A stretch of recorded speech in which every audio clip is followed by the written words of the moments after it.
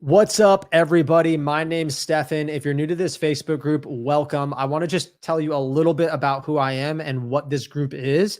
So you got some background because you're like, free group for first responders. So yes, it is a free group. We do trainings every Thursday at 3:45 Arizona time in this group. Sometimes they're like this.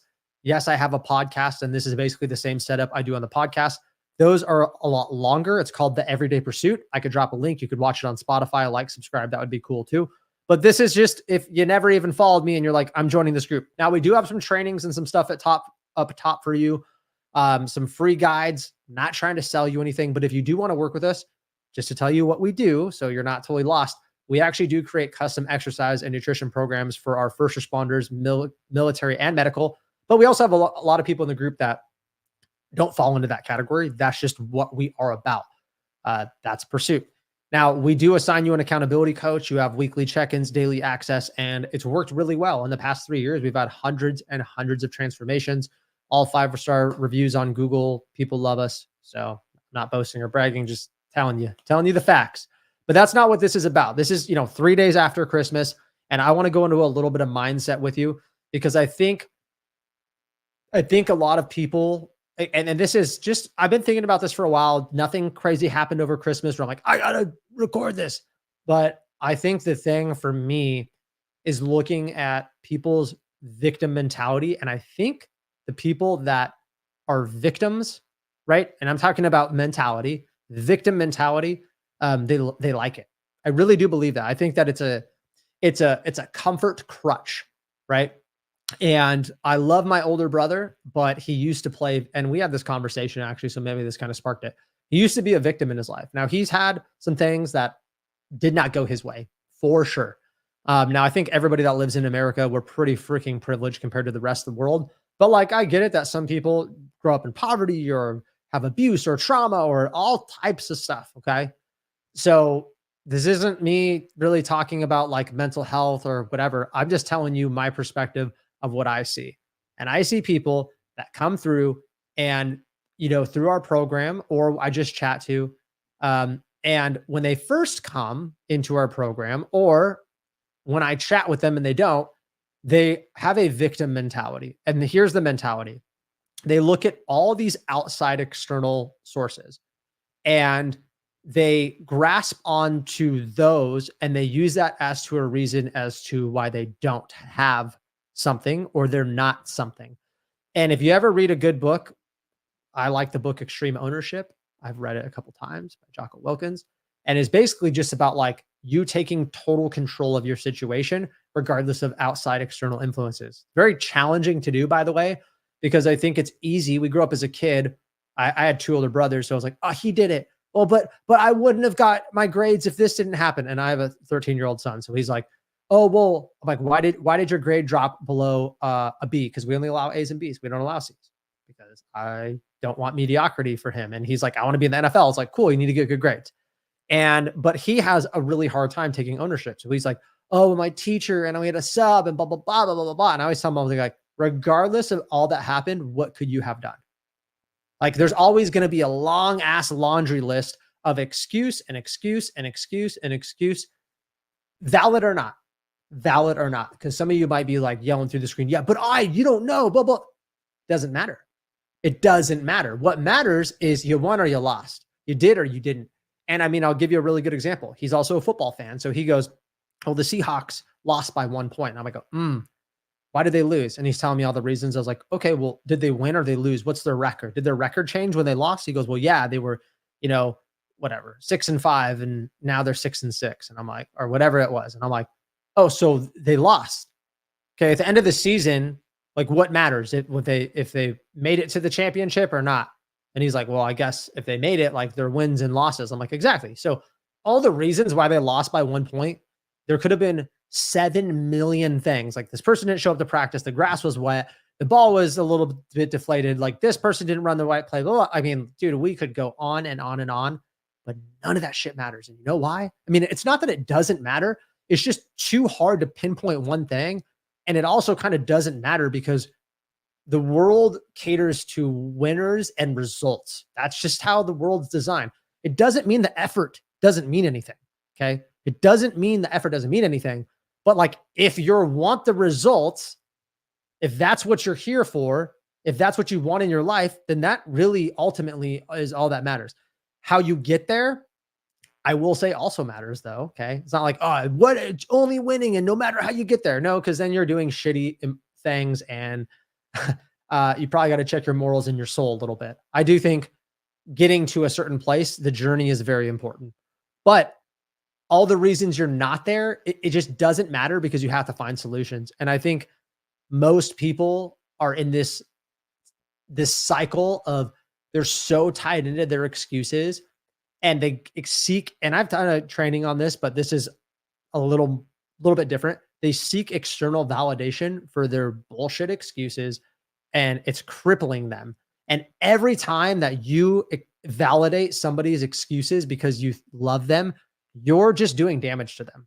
So imagine somebody's like 50 pounds overweight, right? Like, once they're obese category, well, they could start having health conditions or serious things. Maybe it's your wife, maybe it's your husband, maybe it's your friend. And they're telling you all the reasons like, yeah, I'm just really busy and this is really challenging. And you're like, yeah, no, I totally get it. I totally get it. I get it. You're trying to be empathetic to them and whatever.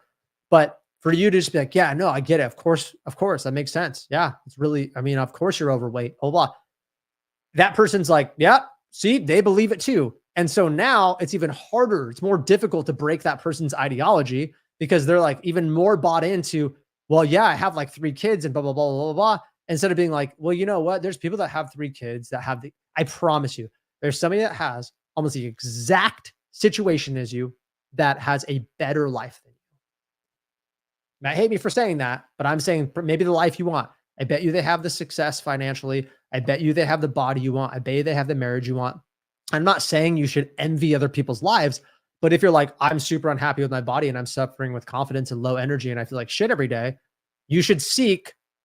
And I'm not saying seek to be that person, but you should be like, oh, well, they do it. How did they do it?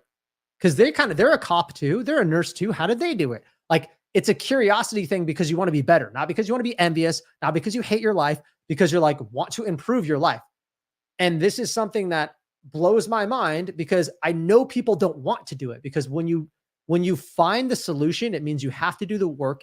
And so you're avoidant of doing the work because you know what that means, right? I'll break it down for you. Somebody goes, well, I'm 50 pounds overweight, right? Mom of 3, whatever. And I'm not, just bear with me. This is just a random example out of my thin air, out of my head.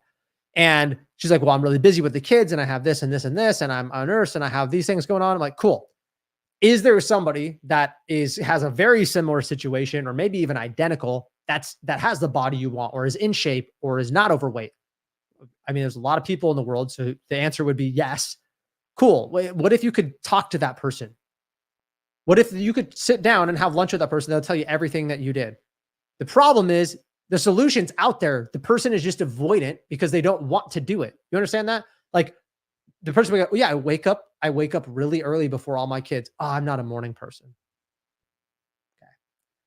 Well, I do this. I don't like the gym. I feel I'm not confident in the gym, so I don't like going to the gym. And there's just all these reasons why you can't. And there's all these reasons. And that same person might have been in the same boat as you. Well, yeah, I was really lacking confidence in the gym till I just sucked it up and I went, or I got a coach, or I followed the program. And then, you know what? After I lost 20 pounds, I became more confident and more confident because it's not a freaking snap of the finger. It's a journey. But we'll look at these people and we'll see how they got there. And you don't have to accept that journey, by the way. But like I would, if I said, hey, there's this other person and I want kind of that lifestyle that they have. It really looks great. Could probably improve this and improve this. Oh, sorry. I'm going to sit there and I'm going to try to copy at least what I agree with that they did success. But people don't want to do that. You guys don't really want to know the solution because the solution means work and you don't want to do the work. And the solution, the freaking blueprint is like all the things that you're not wanting to do. Oh yeah, you want to get in shape? You got to cut back on alcohol, but you don't want to. So you don't really buy into that. You don't really say, well, that's what I have to do. Because if you know that, this is the thing about the truth. Once you know the truth, it's very hard to like turn away from it. And some people do. Some people know they're showing up and they're not putting in the effort and they're using these freaking excuses and inconsistency and everything. They're using it like literally think of it as a physical crutch. Like they're just leaning on it. well, this is why I'm overweight. Well, my genetics, my kids, my job, and they're just leaning on this thing over and over and over again, but they like it. They like it. And you might say, well, that's crazy. Of course they don't like it. Well, yes, they do. If you didn't like it, if it was so uncomfortable, you would change. I really do believe that. Like if you stepped on a nail right now as you're walking or wherever you're listening to this, would you take the nail out of your foot? Like, would you tend to the nail? Of course you would. That is extremely painful, probably screaming in agony, you're bleeding. Like it needs to be taken care of right now. And you would instantly act. What if it was like just a little like baby little pebble in your shoe is kind of irritating? You could probably wait, right? That's what happens. People are not in enough pain. There's not enough urgency. And they just sit there and they sit there. And they're like, it's not the big deal. It's not the big deal. It's not the big deal until they're 50 pounds overweight, 60 pounds overweight. And I say the overweight thing, it could be any type of whatever. And this is the thing. This concept applies to literally every area. I've seen people do this exact same thing with finances, with their marriage. Well, my wife is just this. Oh, she just this and this and this and this and this. And they're using that as a crutch as to why their marriage is bad or whatever. And again, there might be some legitimacy to some things, but what have you done? Have you exhausted every option? Right? Or financially, like, all my bills and blah, blah, blah, blah.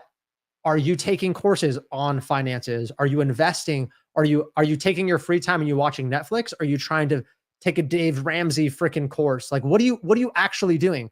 Or are you playing victim? And guess what, guys? I used to love playing a victim. I'm not even kidding. Now with fitness and nutrition, I've always been pretty good at holding myself accountable, but oh my God, in my last relationship, I played a victim a lot. I didn't take ownership. I didn't do the things I was supposed to. I probably should have grown a pair and left sooner.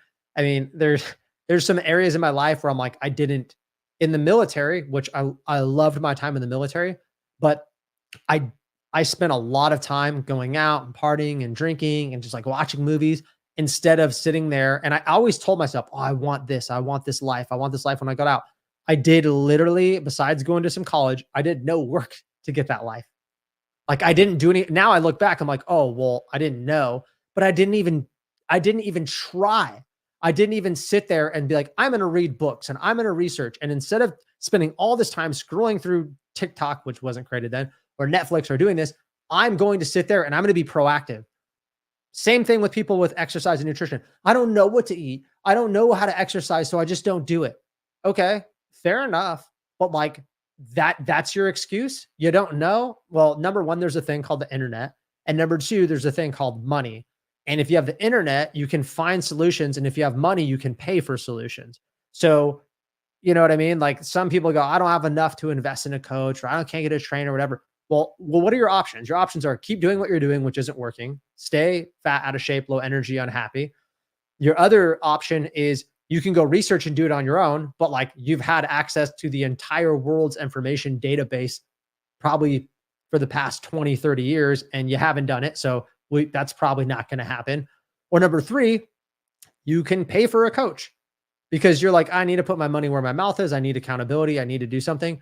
And then you're not being a victim anymore, even though like all these lists of reasons of why you shouldn't have, or you can, or whatever. Like you're just taking that and you're throwing it out and you're saying to yourself, nothing really matters. Like, I don't give a shit. Nothing matters. I'm going to get a coach. I'm going to get in shape. But it costs. But I'm going to have to do this. Do you think the people are thinking about all that? Most of the time, no. They're like, I have a goal and I want to execute. Is this what I need? Let's go. If you can do that, if you could shorten the time that you make badass decisions, you will be just an animal. You will be an executor. And that's a big thing that I've done. I don't really like sit there and ponder on big things. I'm like, will this help me? Let's go. And it becomes easier to make more difficult decisions. But here's what's going to hurt you. If you continue to hang around people that give you confirmation bias, that will tell you, oh yeah, no, I get it. And just like coddle you, that's going to hurt you really bad long-term. And then before you know it, your whole group of friends will be like that. And I see it. I see it time and time again. And nobody in that circle is pushing the other person to do better. And maybe that's not the life you want. Maybe you're like, wow, this guy is just, I'm not about that. Well, then don't work with us. Then don't listen to this. Then definitely don't listen to my podcast. But if you want to not settle for mediocrity and you want to level your life up, you need to surround yourself with people and you need to consume things that push you mentally. Okay. Podcasts, books, work yourself out because you will start leveling up your life. And it's not all about this ultimate success pinnacle. It's about not being the other way, right? Like not being way on the other side, because I know there's people in this group that are substantially overweight. Like I've talked to firefighters and law enforcement that are like 100 pounds, 80 pounds overweight, all the time. So I know there's overweight people in this group. And it's not me dogging on those people. It's like, this is your wake up call. This is your wake up call to say, hey, I need help. And I'm not even this isn't even a pitch to work with us. This is me telling you that you need to assess your life. You need to stop using your excuses as a freaking crutch. Like think about it in an actual like analogy, but an actual thing. If you had crutches forever and you just use them and use them and use them and use them, and your leg's starting to heal, right? But you're like, never want to put weight on it because you're like, oh, well, I need this crutch. The doctor's like, well, yeah, I get it. The crutch is really comfortable and you're not putting any pressure on your leg. It's going to be a little bit painful at first, but like you need to start building up the tissue and the ligaments and the muscle again. You're like, no, I don't want to. That's how you are in your life. You don't want to give it up. You don't want to actually put in the work. And so you love that area. And I used to do that a lot in certain areas of my life. And I didn't want to face the reality because I knew that it meant that I had to change. And deep down inside, I was very resistant to change because I was comfortable. I mean, I was uncomfortable with maybe some of the situations, but I was comfortable. And I'm going to challenge you. You're also comfortable where you're at. If you say, well, no, I'm not. This guy doesn't even know me. I'm not comfortable. How would I be comfortable having this big old gut and having low energy and low sex drive and all this stuff? Well, because you haven't changed. If the nail was painful enough, you would have done something. But here's a hack. You can actually make the nail, or you can make that pain point more painful. You just got to focus on it. You just got to bathe in it. You got to bask in it 100%. You got to think about it. You got to think all day how you hate it and how uncomfortable it is and how it needs to change.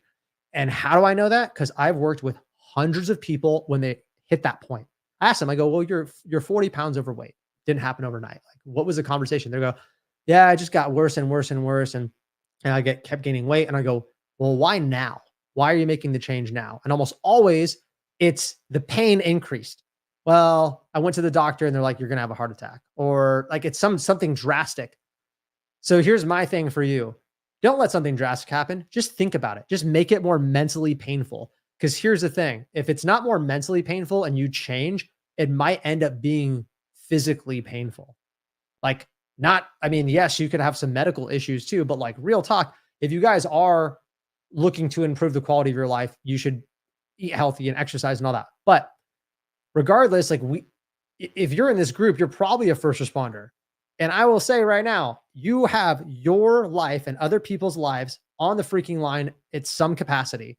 Or you might be like, well, I'm not saying you're not an EMT, but like, I'm an EMT and I just carry these people and blah, blah, blah, blah. Okay, I don't need to be super fit. Yeah, but what happens when you pick a heavy patient up and you throw out your back and now you go home and you can't do any of your hiking or any of hang out with your kids and you're just stuck on the couch like, oh, and then now you can't move. So you start gaining weight and now you're depressed because you're gaining weight. You see how this spirals, right? Like I'm telling you right now that it pays dividends to take control of your life. So I want you to just do an assessment of what crutches that you've been using. Is it time? Is it money? Is it living situation? Well, my husband is like, I would eat healthy, but I got 3 little kids. And so I got to keep their snacks in there. And then I'm like, why does that matter? Oh, I pick at their snacks. That's on you. That is on you. You have low discipline. I used to pick, I'm not innocent. My son has Halloween candy. I pick at it. Small. So you gotta be really honest with yourself. You got to look at your situations. You got to look at your crutches. And then I just want you to start burning them. Like literally just set them on fire and burn them. Like that doesn't matter. I can't use that as an excuse anymore. I've used that as an excuse for so long and I'm done. I'm done lying to myself. I'm done lying and making up excuses that, yeah, I mean, it's because of this crutch or this crutch or this crutch. Before you know, you got a whole freaking circle of crutches. What are you going to do? What are you going to do different? Now, this is the very end of the year. Merry Christmas, by the way.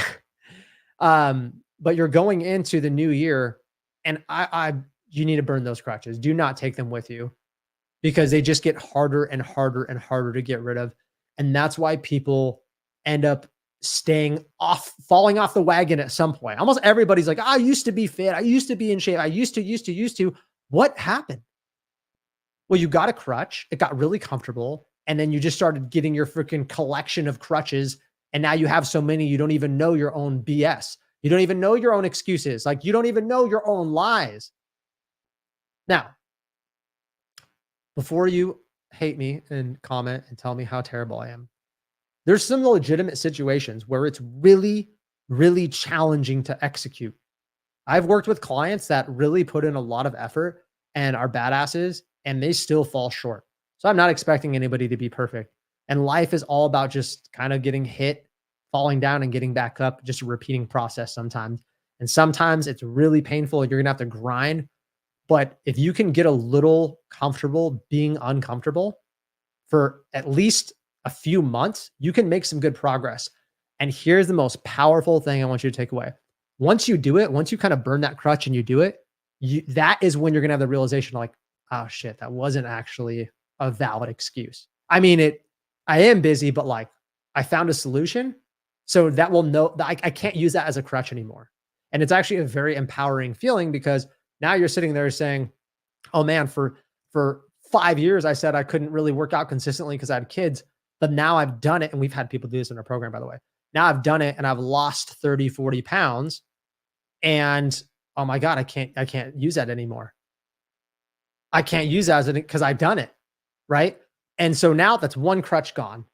And I've seen people go through with multiple crutches, time, children, jobs, whatever. And they figure out how to navigate through all that because it's important to them because it's painful enough. And what do you know? They end up doing really well and they end up getting rid of all their crutches. It's a really awesome thing to see because now they have more of the life they want. They take more control and power over themselves. That's what I want for you. So I know this was more like a podcast and this was a little bit longer, but I want you guys to think about that going into the new year. Hopefully this was some fire. If you don't like me, oh well. And these are things that this is the perspective that I have working with a lot of clients. And one last thing. I want you to love yourself.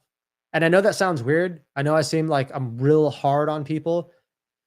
You got to love yourself where you're at, but you also have to